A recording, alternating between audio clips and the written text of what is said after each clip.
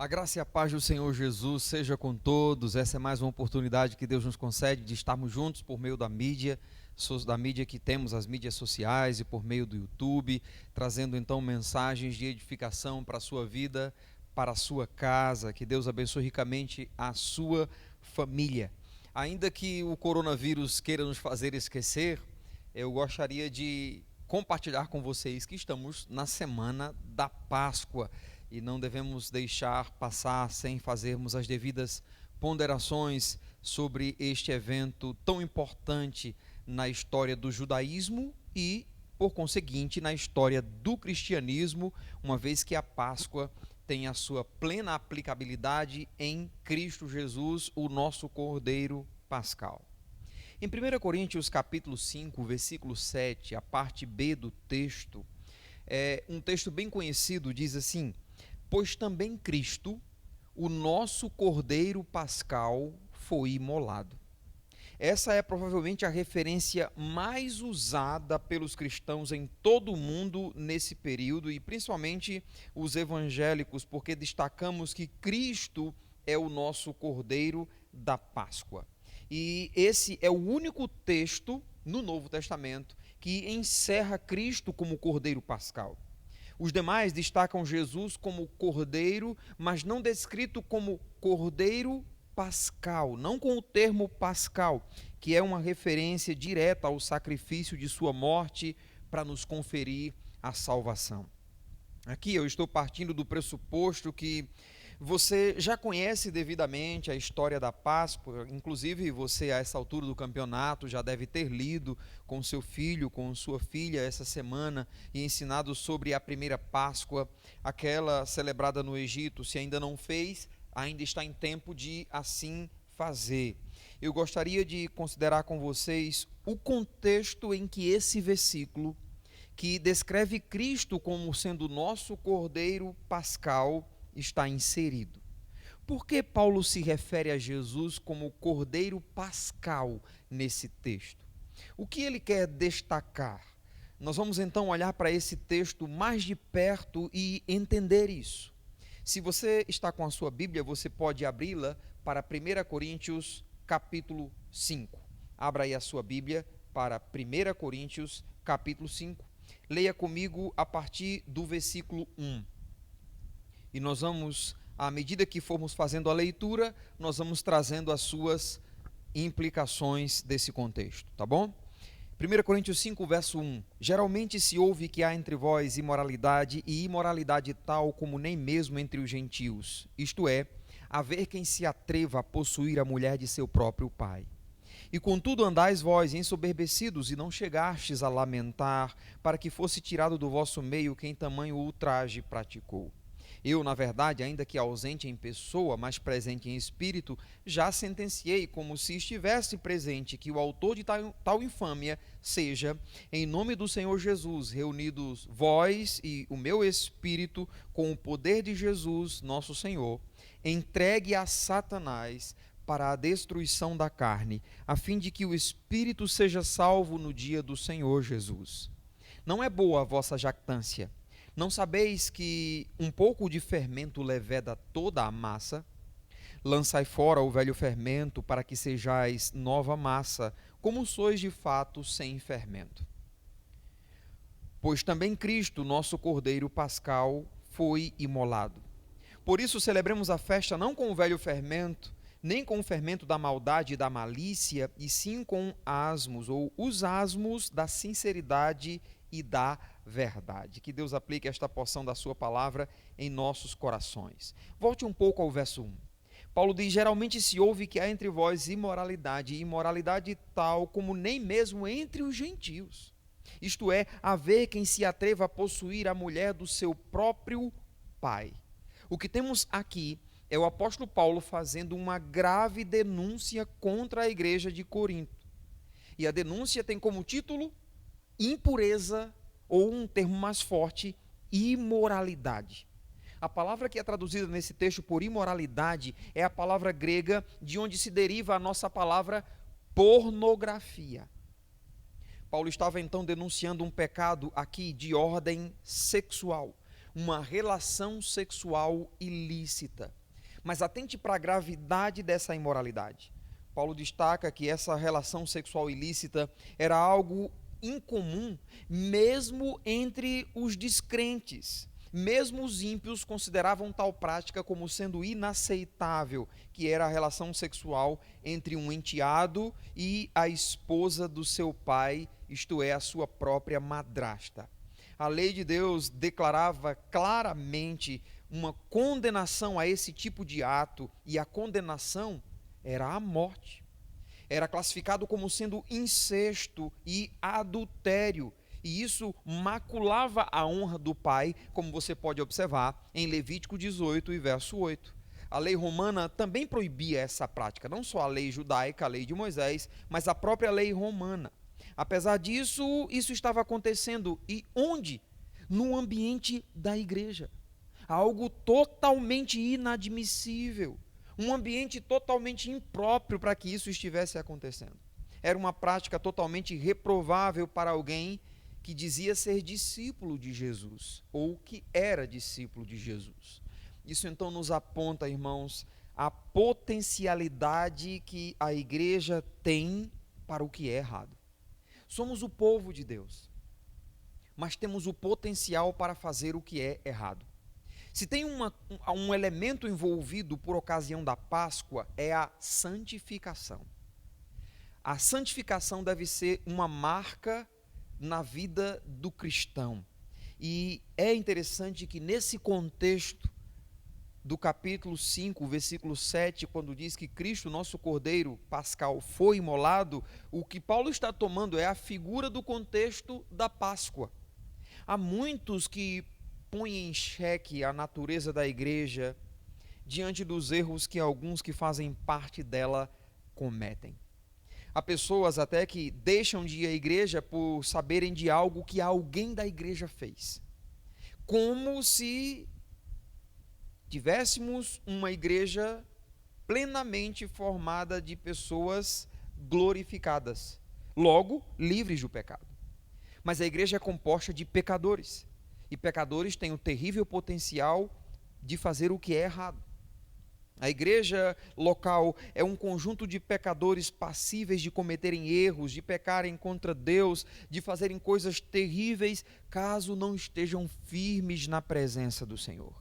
Que Deus livre cada crente da nossa congregação de ser um elemento causador de escândalo, de trazer tropeço para o evangelho, de trazer vergonha para o ajuntamento da congregação. Que Deus nos livre de comportamentos e de atitudes que se constituam, então, escândalo para o evangelho e que comprometa a seriedade e compromisso com Deus dos demais, o testemunho da igreja como um todo. Mas que, a exemplo da igreja de Corinto, nós não estamos isentos de termos pessoas, infelizmente, se portando de forma terrível. Note que essa prática que Paulo denuncia, ela é muito grave. De fato, irmãos, como pode um servo de Deus chegar a esse ponto? De ter um caso com a esposa do seu próprio pai. A resposta é que o endurecimento que o pecado traduz ao coração do homem torna-o suscetível a uma potencialidade, eu diria, que até o diabo duvida. O pecado cega. O pecado conduz o homem a ser envolvido na busca pela correspondência dos anseios de sua própria carne, de corresponder com os seus desejos que possuem caráter de irrefreados, quando o domínio do pecado é estabelecido. Então, se não estamos orando, se não estamos vigiando, se não estamos alimentando a nossa alma com a palavra do Senhor, se não estamos na presença dele em oração, o desejo do pecado vem de tal modo que eu poderia traduzir como sendo uma força descomunal, que alcança os membros do nosso corpo e nos faz desconsiderar a santidade e a honra a Deus, nos faz desconsiderar as consequências potenciais advindas de uma entrega ao pecado a partir da nossa derrota para ele. É por isso que você e eu já ouvimos falar de servos de Deus que foram surpreendidos em roubo, em fornicação, sexo fora do casamento, adultério, em homossexualismo, em negócios ilícitos, em divórcio aqui sem cláusula bíblica de separação e outros procedimentos que podemos denominar como sendo totalmente dispares ao que Jesus nos ensinou. Mas isso é possível acontecer dentro da igreja do Senhor. A nossa conversão não nos isenta dessa possibilidade, então oremos. Vigiemos para não entrarmos em tentação. Jesus disse que o espírito está pronto, mas a carne é fraca. Paulo diz que aquele que pensa estar de pé, veja que não caia. Então, não nos entreguemos à tentação.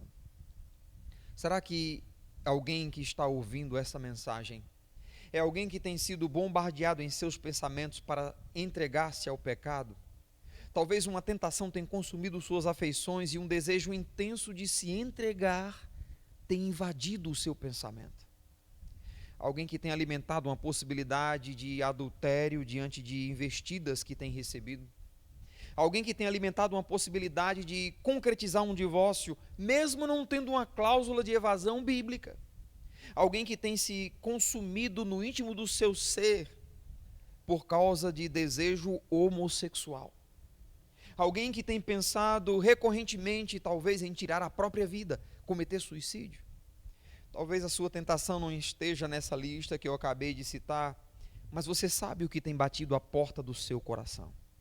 Seja lá o que for, não se entregue.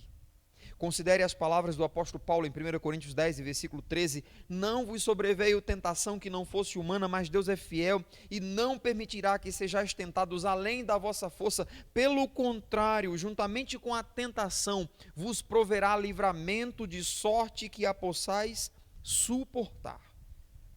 Deus dá a você capacidade para suportar a tentação. Considere que seu escape pode ser um pedido de ajuda. Você pode conversar com alguém espiritualmente preparado para lhe ajudar. Você precisa dividir talvez a sua carga com outra pessoa. Então, deixe-nos orar por você, deixe-nos orar com você. E além do fator de honra a Deus, considere devidamente o prejuízo que pode advir a partir de uma entrega da sua parte ao pecado. Prejuízo para a sua família, prejuízo para a igreja do Senhor, prejuízo para o testemunho do Evangelho.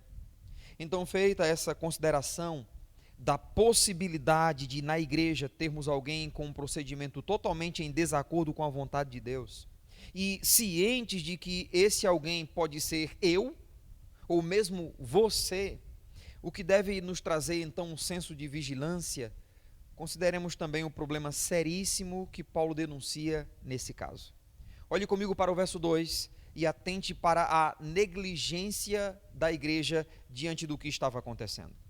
E contudo, depois de Paulo dizer o que estava acontecendo, andais vós ensoberbecidos e nem chegastes a lamentar, para que fosse tirado do vosso meio quem tamanho ultraje praticou. Paulo está exortando a igreja partindo da informação de que a igreja sabia desse caso, deste jovem que estava possuindo a esposa do seu próprio pai. A igreja sabia, e a igreja estava ensoberbecida. A versão corrigida traduz essa palavra ensoberbecida por inchada. A ideia aqui é de estar cheia de si, é de traduzir uma arrogância, uma prepotência. A visão que a igreja tinha era totalmente inadequada. A igreja de Corinto estava passando por cima da necessidade de pureza, bem como da necessidade de honrar a santidade de Deus. Irmãos, nós temos diante de nós um desafio. O tema desta meditação é a Páscoa e a pureza da igreja. A Páscoa e a necessidade de pureza da igreja. A igreja de Corinto estava ensoberbecida.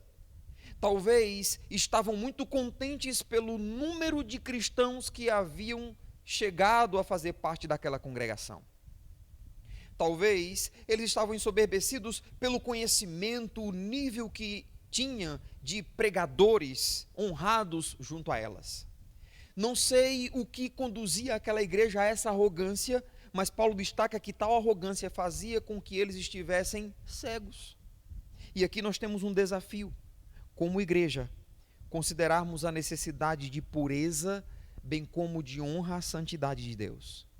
Irmãos, se somos de fato uma igreja de Deus, nós precisamos honrar tal designação que a nós é atribuída.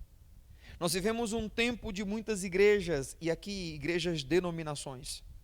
Milhares de igrejas espalhadas por aí, muitas vezes vivendo o engano da soberba, que envolve o número de pessoas que comumente chegam à igreja, mas que a igreja não considera devidamente a pureza que tais pessoas precisam viver. O que importa é o número de pessoas, e de igrejas superlotadas, de pessoas cujo pastor não conhece, cujos líderes não conhecem o testemunho, não sabem dos seus procedimentos. Muitas igrejas que passam por cima da honra a Deus, deixando de tratar com seriedade o pecado. Igrejas que focam somente na prosperidade ou mesmo na música, mas pouco compromisso expressam em relação à santificação. Nós precisamos ser e continuar sendo uma igreja séria, uma igreja comprometida com a santificação, uma igreja comprometida com a santidade de Deus, com um testemunho que traduza a glória de Deus. Então observe para a postura que o apóstolo Paulo requer da igreja de Corinto, na segunda parte do versículo 2, ele diz: não chegastes a lamentar para que fosse retirado do vosso meio quem tamanho ultraje praticou. Talvez a formalidade da escrita não traduz ao ouvinte leigo a seriedade que Paulo está usando nesses termos aqui. Uma tradução dinâmica, Paulo está dizendo: vocês não têm vergonha na cara, não? De permitir um indivíduo desse, cometendo uma desgraça dessa, maculando o testemunho do evangelho, e vocês não têm vergonha, ainda não levantou-se no meio de vocês pessoas corajosas para tirar do vosso meio quem está cometendo isso? Vocês convivem com ele como se nada estivesse acontecendo, é o que Paulo está dizendo aqui. Logo, ele está questionando a falta de atividade da parte da igreja para tratar esse caso. A insensibilidade deles os conduziu a desconsiderar e a conviver com o pecado. Eles estavam agindo como se nada estivesse acontecendo, ao contrário. Eles estavam desenvolvendo o que podemos denominar de um espírito tolerante para com o pecado. E alguns desenvolvem esse sentimento, atribuindo à igreja a ideia de uma comunidade terapêutica, que de fato o é. Traduzindo a igreja sobre um ajuntamento de pessoas que devem ser marcadas pelo amor, e de fato é. Mas como se isso inibisse a necessidade de tratar o que é pecado, a necessidade de dar uma correta tratativa para com o pecado. É interessante a linguagem que ele usa no verso 3. Ele diz: olha, eu não estou presente, mas julgo como se estivesse. Eu já sentenciei. A versão corrigida diz: eu já determinei. Verso 3. Eu, na verdade, ainda que ausente como pessoa, mas presente em espírito, já sentenciei, como se presente estivesse. E qual é a sentença? A sentença que ele determina: que o autor de tal infâmia seja expulso da comunhão da congregação. A ideia aqui é de estabelecer uma opinião que tem peso de veredito, que tem peso de julgamento. Mas observe que isso contraria totalmente aquela perspectiva que alguns querem defender, de que quem julga é Deus. Quem é a igreja para julgar alguém? Ora, não julgueis para que não sejais julgados. Arrancam o texto do seu contexto e dão a eles uma outra conjuntura interpretativa, para condenar um justo juízo que o próprio Deus estabeleceu. Então, quem é a igreja para julgar? Quem é a igreja para julgar? Olhe comigo aí para o verso 12 e o verso 13. Paulo diz: pois com que direito haveria eu de julgar os de fora? Não julgais vós os de dentro? Os de fora, porém, Deus os julgará. Aí ele conclui: expulsai, pois, de entre vós o malfeitor. Irmãos, olhando para essa declaração, Paulo encerra esse parágrafo dizendo para que a igreja expulsasse aquele que estava em pecado e não arrependido no meio dela.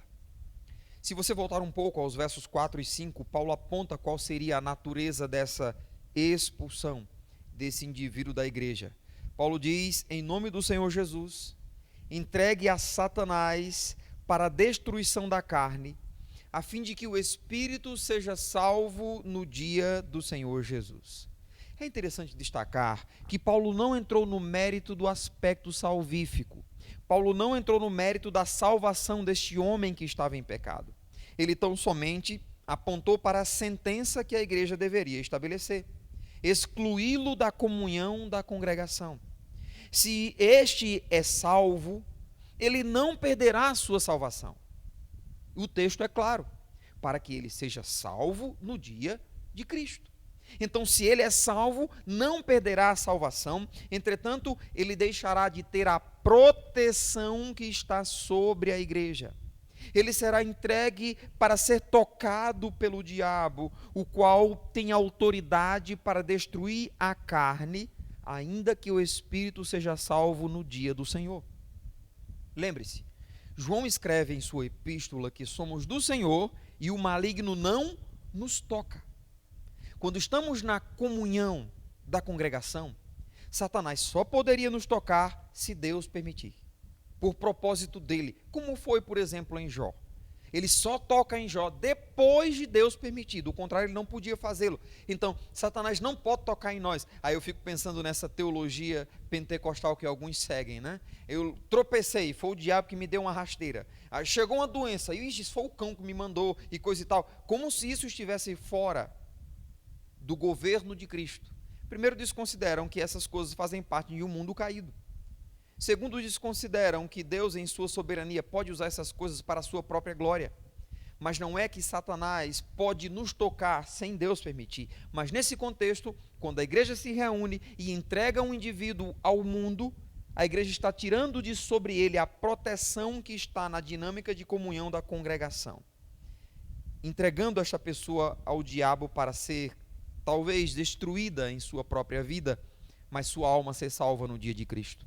Agora, você entende a seriedade envolvida na exclusão de alguém do âmbito da congregação? É uma tristeza que haja cristãos tratando a exclusão como se fosse banal. É uma tristeza pessoas que imaginam a exclusão como sendo somente capricho de um pastor ou capricho da liderança, e não uma instrução da parte do Senhor. Há pessoas que jogam sobre os ombros da liderança de uma igreja a responsabilidade de uma exclusão, mas na verdade é uma responsabilidade da igreja. Observe, Paulo não escreve para o pastor da igreja de Corinto. Paulo não escreveu para a liderança da igreja de Corinto. Paulo escreveu para a própria igreja. Por isso somos congregacionalistas.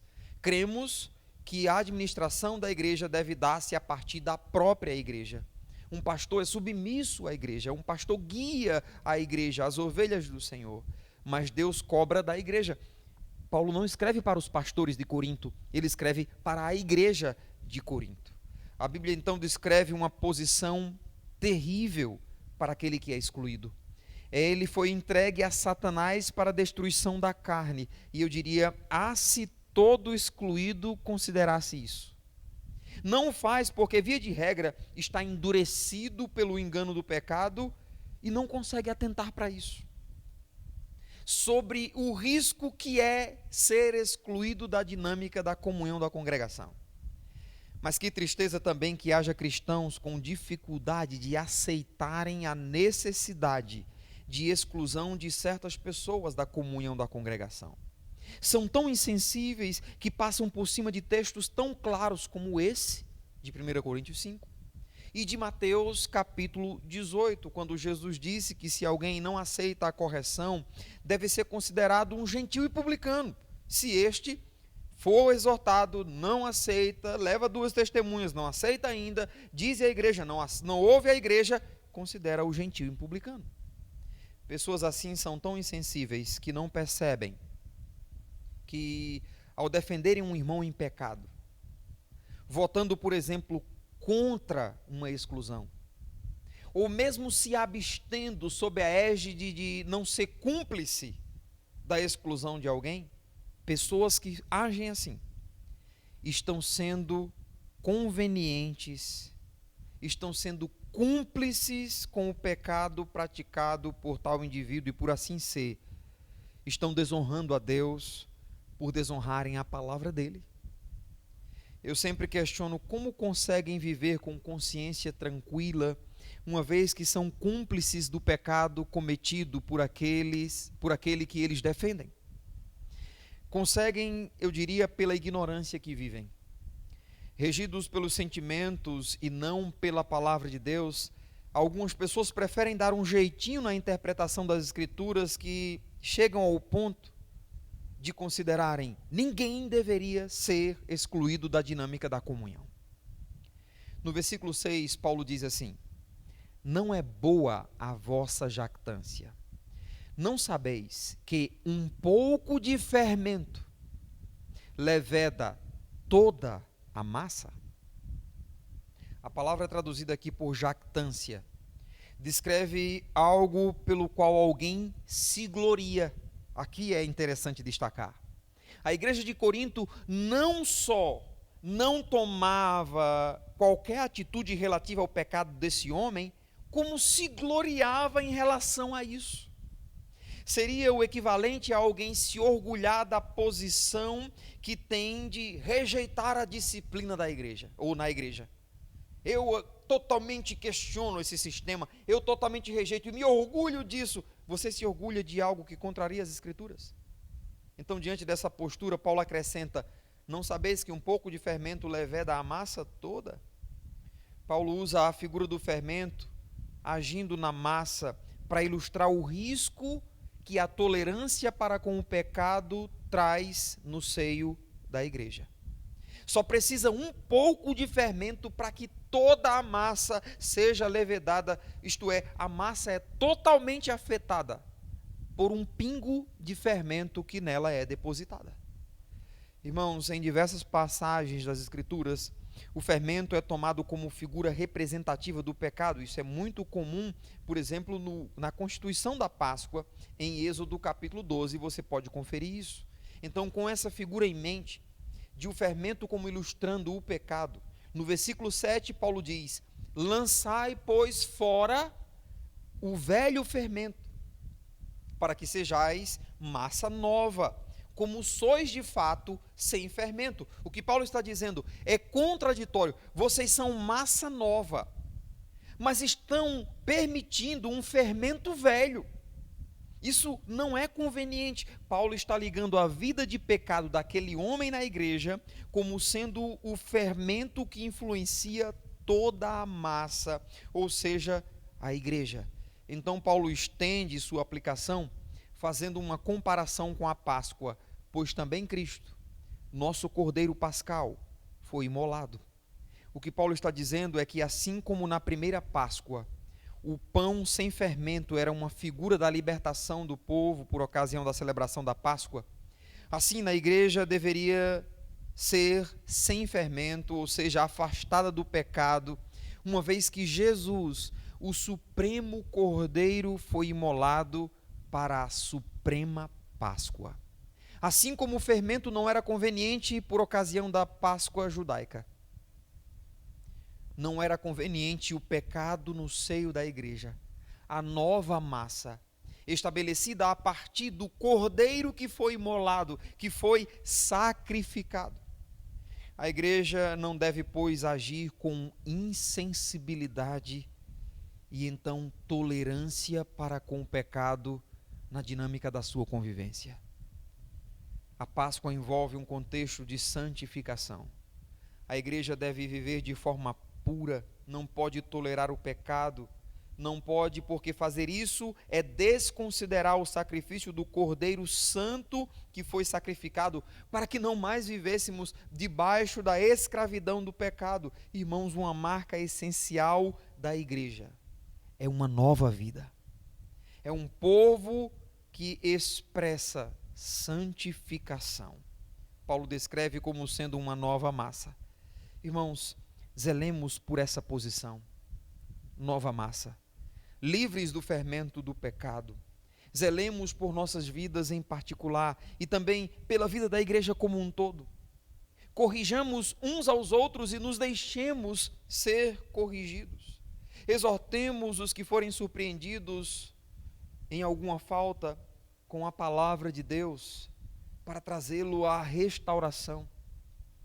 E aquele que não quiser dar ouvidos, lancemos fora, para que deliberadamente o mundo traduza a este o senso de correção que precisa, e se necessário, chegue mesmo à morte, para que não traduza escândalo tolerável no seio da congregação. Isso é valorizar o sacrifício de Jesus, o nosso Cordeiro Pascal. Então eu trouxe essa meditação para considerarmos que a única passagem que descreve Jesus como sendo o Cordeiro Pascal é um texto que aponta para a necessidade de pureza na igreja, para a necessidade de santificação.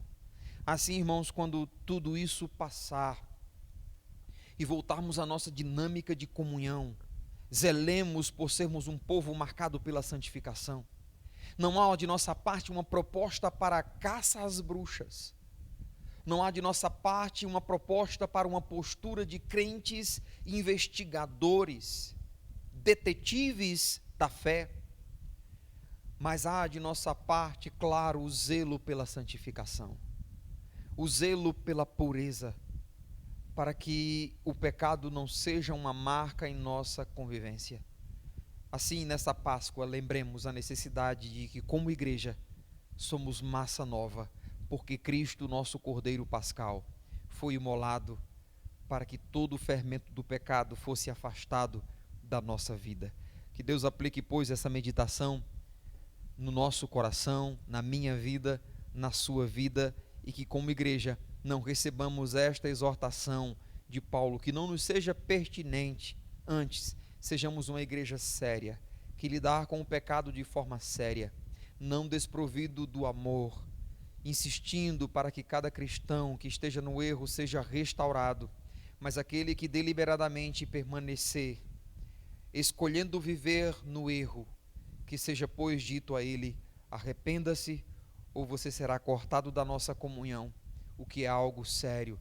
Jesus disse: o que ligardes na terra terá sido ligado nos céus, e o que desligardes na terra terá sido desligado nos céus. Não podemos desligar a salvação de ninguém, Paulo não o fez, mas podemos desligar da comunhão da congregação, e o prejuízo que o desligado leva sobre si é seríssimo, e Deus deu essa autoridade à congregação. Que Deus abençoe a nossa comunhão, que permaneçamos firmes, cuidando e zelando uns dos outros numa dinâmica de santificação. Deus abençoe a sua vida e aplique esta porção da Escritura no seu coração, em nome de Jesus. Amém.